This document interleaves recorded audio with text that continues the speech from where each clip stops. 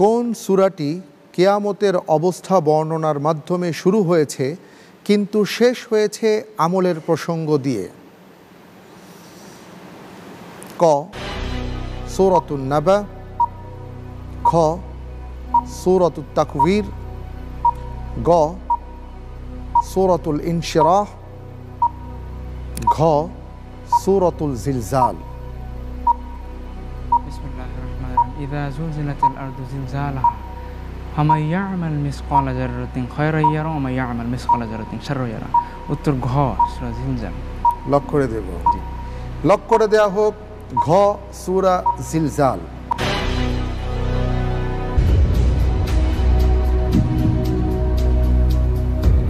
আপনি কি হাফেজে কোরআন? আপনি যে উত্তরটি দিয়েছেন উত্তরটি সঠিক হয়েছে। স্ক্রিনে আমরা যেই মসজিদটির ছবি দেখলাম তার নাম কি? ক দামেশ মসজিদ, খ কুফা জামে মসজিদ, গ সানা গ্র্যান্ড মসজিদ, ঘ জহির মসজিদ মালয়েশিয়া। বিশেষজ্ঞ প্যানেলের সহযোগিতা চাচ্ছি। বিশেষজ্ঞ প্যানেলের সহায়তা চাচ্ছেন? বিশেষজ্ঞ প্যানেলের সহায়তা দেয়া হোক। তো আমি একটি সূত্র দিতে চাই, সেটি হচ্ছে যেই শহরে এই মসজিদটি অবস্থিত তার একটি উপনাম আছে, সিটি অফ জেসমিন মাদিনাতু ইয়াসমিন। আচ্ছা আচ্ছা, যেই শহরটিতে এই মসজিদটি অবস্থিত সেই শহরটির এই উপনাম আর কি। আচ্ছা আচ্ছা, অনেক অনেক ধন্যবাদ। জেসমিন শহর নামে খ্যাত।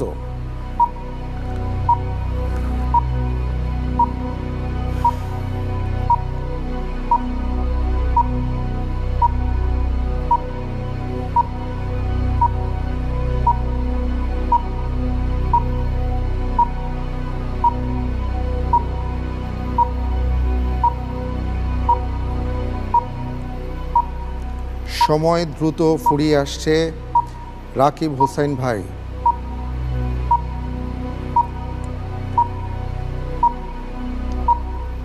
গ সানা গ্র্যান্ড মসজিদ। লক করে দেব, লক করে দেয়া হোক গ সানা গ্র্যান্ড মসজিদ।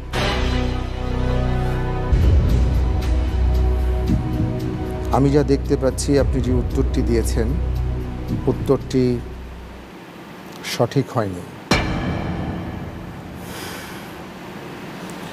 উত্তর হবে ক দামেস্ক মসজিদ। আল আরাফা ইসলামী ব্যাংক লিমিটেড কবে প্রতিষ্ঠিত হয়? ক 27শে সেপ্টেম্বর 1995, খ 27শে অক্টোবর 1991, গ 13ই মার্চ 1993, ঘ 1লা জানুয়ারি 1999।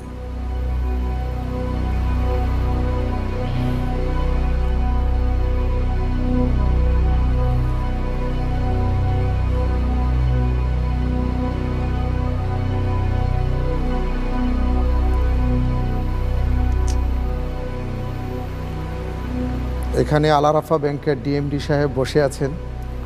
বিশেষজ্ঞ প্যানেলের সহযোগিতা চাচ্ছি। বিশেষজ্ঞ প্যানেলের সহায়তা চাচ্ছেন? জি। রাকিব হোসাইনকে বিশেষজ্ঞ প্যানেলের সহায়তা দেয়া হোক।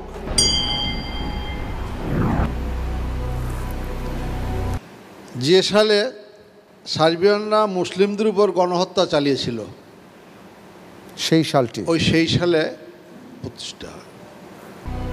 বসনিয়ার মুসলমানদের উপর একটা গণহত্যা চলেছিল যেটা সার্বিয়ানদের মাধ্যমে হয়েছিল ওই সালে।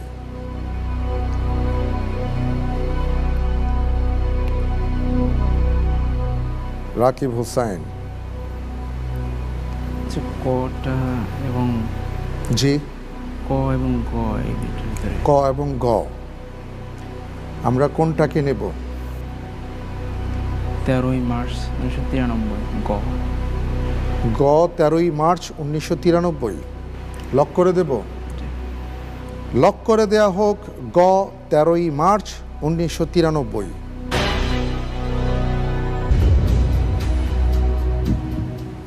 আপনার উত্তরটি সঠিক হয়নি।